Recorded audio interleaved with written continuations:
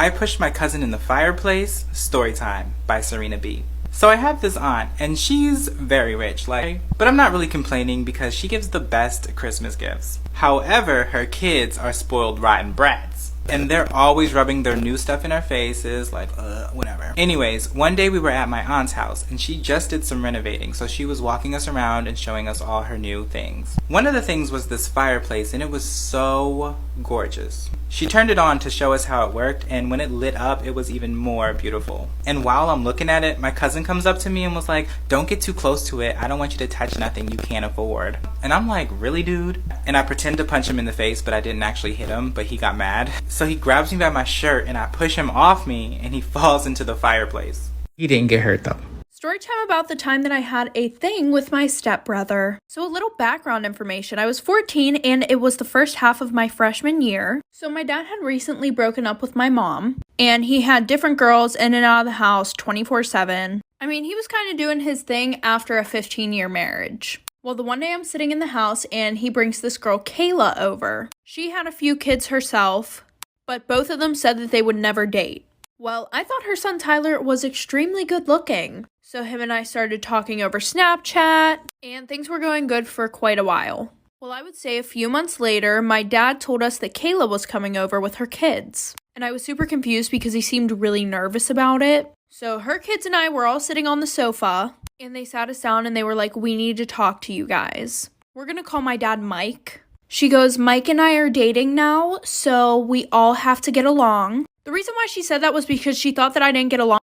Part 2 about how I had a thing with my stepbrother. So like I said, my dad and her sat us down and she goes, "Mike and I are dating now, da-da-da-da-da." And she was like, "So we all have to get along now." Because she thought that I didn't get along with some of her kids and her kids did not respect my dad at all. So like I said, Tyler and I were dating at this point and I freaked out. I was like, "You guys can't start dating because Tyler and I are dating." And Kayla was like, "Well, that's too bad. You two need to break up because I'm your new mother now." So I start screaming that it's not fair. Tyler's trying to calm me down. My dad is trying to calm Kayla down. To be honest, my dad didn't really care because I had told him about Tyler and I before the whole situation. I thought Tyler would be really upset at the situation, but he was actually pissed off at his mom. So we broke up. Kayla and my dad dated for a little bit over 2 months. Well, surprise, surprise, Kayla cheated on my dad with her ex. So Tyler and I started dating again. One October, I went to my boss at a bookstore I worked at, and I told him that I needed to talk with him about taking a few days off because I was getting a surgery and I needed some recovery days. And he said, "How many days off do you need?" And I was like, "Okay, hear me out. Normally, the recovery time for this surgery is it's 2 to 4 weeks, but I can heal super fast. I can be back in 1 week, so all I need is 1 week off." And he said, "Well, what is a surgery even for? You don't look like someone who needs a surgery." And I should have said, "That's none of your business." But I didn't. I'm an over-explainer. I told him all the details and he said, "Oh, so this is not time sensitive." And I said, "Well, technically no, but I'd rather do it sooner rather than later." And he said, "You know what? I think you can wait until January." Okay, so I'm going to have to say no on the time off. And I was just like, "Okay." Then I came to him again and I said, could I maybe have the day after Thanksgiving off? That would be nice to go see some family. And he said, "No, if I gave you the day after Thanksgiving off, I'd have to do it for everybody. And I can't do that. So everybody has to come in and work on Thanksgiving. That's the only way it's fair." And I thought, that's stupid. Then I went to him again and I said, could I please have the day after Christmas off so that I could fly home and visit my family? And he said, no. And when I told him I needed the extra day so that I would have time to visit my family, he said, "You still have plenty of time to visit your family because luckily for you, you can close up the store at 5 o'clock on Christmas Eve. So you still have time to catch a 7:30, 8 o'clock flight to go see your family, spend Christmas morning with them. And then you can fly back Christmas night in time for your shift the next day." And I was just like, "Larry, I shelve books. I'm not an international supermodel." So I said, "Never mind, I'll just cancel Christmas this year." And he said, "You know, this is all just part of being an adult, okay? I have to spend time working when I want to be with my family too." And I just thought, "Sir, you work a 9 to 5. And he came to me, because I think you could tell I was feeling frustrated. He said, "Good news, you're getting a promotion." And I said, "That's great. That means I'm getting the raise I asked for." And he said, "Yeah, a whole extra 15 cents an hour." And I was like, "Oh boy, that's definitely worth canceling Christmas over." And he said, "Well, you're also getting a great right new title for your resume. You're going from store section lead to store section manager. And I was like, yeah, now instead of telling people that at work I organize CDs alphabetically, I can tell them that I tell other people how to organize CDs alphabetically. At that point, I realized I could put in my 2 weeks and be done with the job before Thanksgiving. So I went into his office the next day and I quit. And he looked me dead in the eyes and he said, "But why?" This man died for me. Story time. This story right here might just change your life. I used to be a liar, but I don't mean like just a regular liar. I lie for everything for no reason. One thing I learned that if you can lie, you can kill. Not only was I a liar close to being a murderer because there is no in between, I would hurt others for my own personal gain.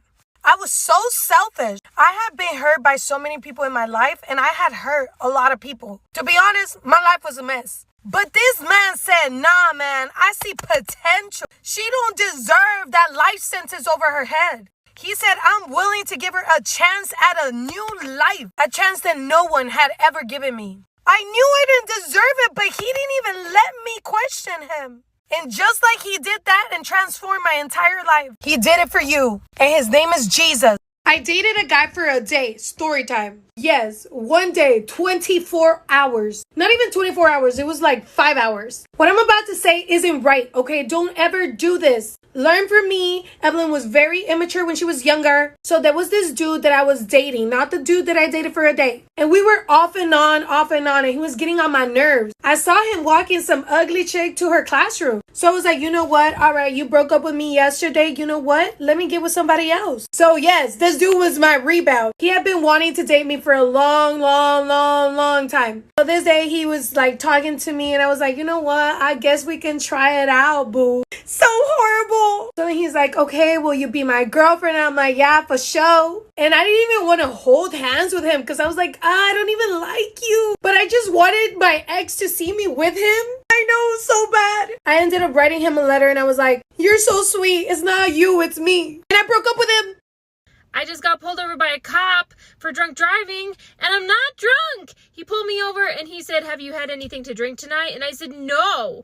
I know it's 1 a.m, but I don't lead an exciting life. I was babysitting my friend's kids, okay? We watched the Lego movie and I made them grilled cheeses and then I sent them to bed and I ate stale candy while I watched Ted Lasso.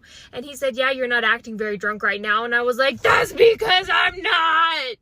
One time when my boyfriend was sleeping, his phone went off and it was from a Morgan. And I know all of his exes and friends and like I've never heard of a Morgan before. So I went through the messages and they were talking about how much they missed each other and I was like, weird. So I got on his Facebook and typed her name in his friends list and there she was. And I went on her Facebook. It was really private and I can only see like 3 or 4 profile pictures. And there was a guy in one of them and he was tagged. So I went to his Facebook and I saw that they were engaged. And I was like, weird. So I had screenshotted all the messages and then sent them to my phone, then deleted them out of his pictures and his phone so he didn't know that I had them. And I reached out to Morgan. I tried to call her on Facebook and then was immediately blocked. And then I went to the fiance's Facebook and I was immediately blocked. So I said, that's kind of fishy. So I got on my second Facebook and I typed in the fiance's name and I went through his friends list and sent screenshots of the messages to all of the people with his same last name. And it turns out it was the night before their wedding and it was rehearsal dinner night and I ruined the wedding. So sorry about that, Morgan. Don't text my boyfriend.